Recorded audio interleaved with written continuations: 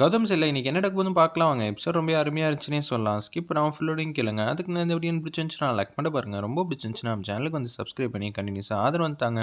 ராமச்சந்திரன் வந்து ஜெயா அம்மா வந்து போகாது ஜெயா, எனக்கு மனசே சரியில்லை. நீ எதுக்கு எடுத்தாலும் வந்து இந்திரா வந்து சங்கடப்படுற மாதிரி வைக்காத அப்படின்னு சொல்லி கேட்குறாங்க.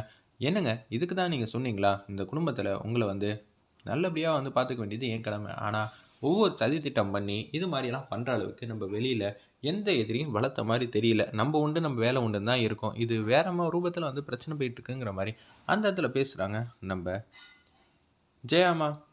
நீ ஏன் இந்திரா மேலே கோபமாகவும் காட்டமாகவும் இருக்க? அது ரொம்ப நல்லதுக்கு இல்லை. ஏகப்பட்ட விஷயத்தில் வந்து இந்திரா தானே நம்ம குடும்பத்தையே வந்து பாதுகாத்தா. நீங்கள் சொன்னது எல்லாமே வாஸ்தவம் தான். நம்ம குடும்பத்தை வந்து அவள் தான் பாதுகாத்தா. ஆனால் அதுக்குன்னு எல்லா பிரச்சனையும் அவள் தானே ஆணி வேற வந்து இருக்கா. அவளே ஒரு பிரச்சனையை வந்து கிரியேட் பண்ணுறான், அப்புறம் அவளே வந்து சால்வ் பண்ணுறான். நல்ல மருமகன் பேர் எடுக்க பார்க்குறாளா அப்படின்னு சொல்லி கேட்குறாங்க. நான் இப்போ என்ன செய்யணுமோ அதான் செய்ய போகிறேன்னு சொல்லிட்டு அவங்க மட்டும் விட்டு வெளில போகிறாங்க. ஜெயா எப்போம்மா நீ என் பேச்சு கேட்க போகிறேன்னு தெரியலங்கிற மாதிரி ராமச்சந்திரன் வந்து யோசிக்கிறப்ப காவ்யா, சந்திரா, இந்திரா 3 பேரும் ஒரு ரூமில் வந்து உட்காந்துட்டு இருக்காங்க. அப்பன்னு பார்த்து பேசுகிறாங்க நம்ம இந்திரா. அம்மா, அஜய்ங்கிற பையன் கூட எனக்கு ஏகப்பட்ட வாட்டி சண்டை சச்சரவு நடந்திருக்குமா. ஏற்கனவே நாங்கள் போயிட்டு இருக்கப்ப ரோட்டில் காரில் வந்து டயரை வந்து கழட்டி விட்டுட்டான். என்னடி அப்பனா ஏரியாவில் ஒரு பையனையும் விடுறதில்ல, எல்லாருக்கூடையும் சண்டை சச்சரவு தான் போட்டுட்ருக்கியா? இன்னும் எத்தனை குடும்பத்தை வந்து இது மாதிரி வந்து பழி தீர்க்க போகிறேன் எனக்கு தெரியவே இல்லை. என்னம்மா சொல்கிற? அவன் தான் அநியாயம் பண்ணிகிட்டு இருக்கான். அதான் இந்திரா வந்து தட்டி கேட்டா, அதுக்கு போய் இது மாதிரி தட்டி கேட்குறவங்களாம் இப்படி பண்ணாதன்னு சொன்னா ரொம்ப தப்புமா நீ செய்கிறது அப்படின்னு சொல்லி காவியா வந்து இந்திராவுக்கு வந்து சப்போர்ட் பண்ணுறாங்க. எனக்கு புரியுதுடி, ஆனால் இதெல்லாம் ஜெயாவுக்கு வந்து புரியுமா? அவங்க ஆல்ரெடி இந்திராவை எப்படியெல்லாம் வந்து பழி வாங்கலான் இருக்காங்க. ராகினி வேற ஒரு பக்கம் வந்து உசுப்பேத்தி விட்டுருப்பா. இதெல்லாம் தேவையா அப்படின்னு சொல்லி பேசிகிட்டு இருக்கப்ப, இன்னமும் நீங்கள் இந்த வீட்டில் தான் இருக்கீங்களான்னு கதிர் வந்து ஆவேசமாக வந்து பேசுகிறாங்க. தயவு செஞ்சு நீங்கள் எல்லாம் இந்த வீட்டை விட்டு வெளில போங்க. உங்களுக்காக தான் இந்த ஊர் பக்கம் வந்தோம். இந்த ஊர் பக்கம் வந்ததுக்கு நல்லா வந்து பதிலடி கொடுத்துட்டீங்க. எங்களுக்கு இவ்வளோ பெரிய ஆபத்தை வந்து உண்டாக்குனதே நீங்கள் தான். அஜய் வந்து உன்னை தானே ஏதோ பண்ண வந்திருக்கான். ஆனால் கடைசியில் எங்கள் அப்பாவுக்கு இது மாதிரி ஆயிடுச்சு. நீங்களாம் இதுக்கு 3 பேர் இந்த வீட்டில் இருக்கீங்க. இந்த வீட்டில் இருக்கிறதுலாம் உங்களுக்கு தகுதியே இல்லை. போங்க போங்கன்னு சொல்லும்போது சுபா வந்துடுறாங்க. இந்திரா உன்னை வந்து அத்தை கூப்பிட்றாங்க. தம்பி பிரச்சனை பண்ணாதீங்க. அம்மாவுக்கு தெரிஞ்சுன்னா மிகப்பெரிய இது வருத்தப்படுவாங்க. காவியாவுக்கு தான் இந்த வீட்டில் வந்து ரொம்ப முக்கியத்துவம் அதிகமாக இருக்குது. ஆமாம், காவியாவுக்கு மட்டும்தான் இந்த வீட்டில் முக்கியத்துவம் அதிகமாக இருக்கும். நான்லாம் இருக்கிறதே வேஸ்ட்டு தான் அப்படின்னு சொல்லிட்டு போக ஆரம்பிச்சிட்டாங்க. அந்த இடத்துல நம்ம கதிர். காவியா வருத்தப்படாத, மாமா ஏதோ கோவத்துலேயும் ஆதங்கத்துலேயும் பேசிட்டாங்க. அவங்களுக்கு இருக்கிற வந்து எமோஷனை நம்மளும் புரிஞ்சுக்கணும்னு சொல்லிட்டு அவங்களும் வந்து கடந்து போகிறாங்க. ஒரு பக்கம் வந்து உச்சகட்ட கோவத்தில் வந்து யோசிச்சுட்டு இருக்காங்க. அந்த இடத்துல நம்ம ஜெயாமா அவங்க மட்டும் உட்காந்துட்டு இருக்கப்ப, இந்த பிரச்சனைக்கான மூல காரணம் யார்? நீ தானே. உன்னால் மட்டும்தானே இந்த குடும்பத்தில் எல்லா பிரச்சனையும் வந்துக்கிட்டே இருக்குது. அத்தை, எனக்கும் கௌதமுக்கும் ஆல்ரெடி அவன் ஏகப்பட்ட வாட்டி குடைச்சல் வந்து கொடுத்துருக்கான். பாத்தியாக்கா? அப்போனா அவங்க கூட கூட்டணியும் போட்டு என்ன அனுப்பிச்சி வைக்கணும் தான் பார்த்துருக்காங்கிற மாதிரி அந்த இடத்துல வந்து பேச்ச ஆரம்பிக்கிறாங்க. நம்ம ராகினி.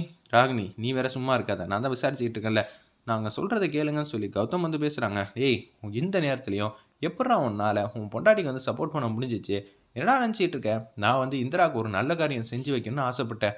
ஆனால் அவளுக்கு அதெல்லாம் ஏற்றுக்கக்கூடிய மனப்பக்குவமோ தகுதியும் இல்லாமல் போயிடுச்சு. ஏதாவது ஒன்று பிரச்சனையும் 7:30 இழுத்து விட்டுக்கிட்டே இருக்கா. அதுவும் இந்த குடும்பத்துக்கு. இந்த வீட்டுக்கு எவ்வளோ பெரிய வீடு, ஆனால் இந்த வீட்டில் வந்து இருக்கிறதுக்கு எனக்கு துளி கூட விருப்பமே இல்லாமல் இருக்கேன். அதுக்கு தான்க்கா நான் ஆரம்பத்திலே சொன்ன ஜோசியர்காரன் பேச்செல்லாம் கேட்க வேணாம். நீங்கள் வந்து ஏன் இப்படியெல்லாம் முடிவு எடுத்தீங்கன்னு சொல்லி ராகினியும் கதிரும் வந்து பேசுகிறாங்க. இது எல்லாம் அம்மாவோட தனிப்பட்ட முடிவு. தேவையில்லாம் சண்டை சச்சும் பிரச்சனைன்னு பண்ணிகிட்டு இருக்காதீங்க அப்படின்னு சொல்கிறாங்க. அந்த இடத்துல நம்ம வெற்றியும் கௌதமும், ஆமாம்மா நீங்கள் வச்சது தானே சட்டம் அப்படின்னு சொல்லும்போது, ஏய் என் பொண்டாட்டிக்கா நான் பேசுகிறேம்மா, நான் பேசுகிறத நீங்கள் கேளுமா, கேட்டால் மட்டும்தாம்மா எல்லாத்துக்கும் தீர்வு வரும். சும்மா வந்து விசாரிக்கிறேன்னு காமெடி பண்ணால் எல்லாமே செட் ஆகிடுமா? முதல்ல என்ன பிரச்சனை ஏது பிரச்சனைன்னு முதல்ல பேசுகிறத கேளு, அதுக்கப்புறம் பிரச்சனை பண்ணு. இங்கே யாரும் எதுவும் பண்ணாதீங்கடா அப்படின்னு சொல்லி ஜெயா வந்து பேசும்போது, என்னடா உன் பொண்டாட்டிக்கு வந்து வக்காலத்து வாங்கலான்னு பார்க்குறியா?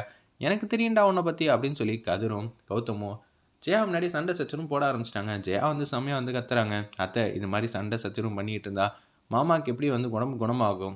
அதிர்ச்சி தர மாதிரி எந்த விஷயமும் நடக்கூடாதுன்னா மருத்துவர் வந்து சொல்லியிருக்காங்க. அதனால தானே இங்கே நான் இவ்வளோ நேரம் அமைதியாக இருக்கேன். இல்லைன்னு வச்சுக்கேன், இந்திராவுக்கு ஏதாவது மிகப்பெரிய பிரச்சனையும் கொண்டு வந்திருப்பேன். அத்தை, உண்மையை கண்டுபிடிக்கிறப்ப என் மேலே தப்பு இல்லைன்னு தான் உங்களுக்கு தெரிய போகுது. சரி, கூடிய சீக்கிரம் நான் உண்மையை கண்டுபிடிக்காமல் விட மாட்டேங்கிற மாதிரி அந்த இடத்துல வந்து யோசிச்சுட்டு இருக்காங்க நம்ம ஜெயா. அது வரைக்கும் டேய் பசங்களா, சண்டை சச்சரும் போடாமல் அப்பாவோட உடல்நிலையை எப்படி வந்து தேற்றி கொண்டு வருது, அப்பப்போ அக்கறையாக வந்து அப்பா ரூமில் என்ன பண்ணுறாங்க ஏது பண்ணுறாங்க பாருங்களா, அதை விட்டுட்டு தேவையில்லாமல் சண்டை சச்சரும் பண்ணி என் மனசை ஒன்றும் பாதிக்காதீங்க அப்படின்னு சொல்லிட்டு அவங்க மட்டும் கடந்து போகிறாங்க. இந்திரா மட்டும் பால்கு நின்று யோசிச்சுட்டு இருக்காங்க. எப்படி இந்த மாதிரிலாம் செஞ்சுருப்பான்? அஜய்கிட்ட அந்த பொருள் வாங்குறதுக்கெலாம் காசெல்லாம் சத்தியமாக கிடையாது.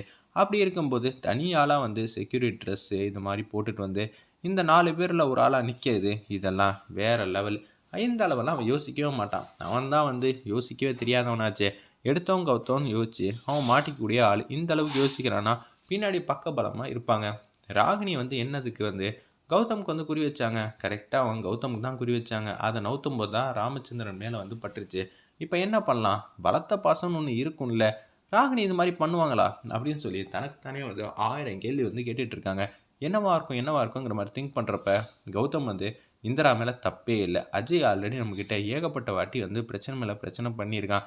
இது எல்லாத்துக்கும் ஆதாரம்லேருந்து எல்லாம் இருக்குது. அஜய் வந்து ஏதாவது ஒன்று பண்ணி ஆஃப் பண்ணலான்னு பார்த்தா அவன் வேற இந்திரா தான் இப்போ காரணம்னு சொல்லிட்டு போயிட்டான். எல்லா பிரச்சனையும் தீர வேண்டிய நேரத்தில் புது பிரச்சனையும் வந்து கிளப்பி விட்டு போயிட்டானேங்கிற மாதிரி ஆதங்கப்பட்டு யோசிக்கிறாங்க அந்த இடத்துல நம்ம கௌதம். ஒரு பக்கம் வந்து இந்திரா வந்து யோசிச்சிட்டே இருக்காங்க. இப்படியே யோசிச்சிட்டே இருந்தால் சரி வராது.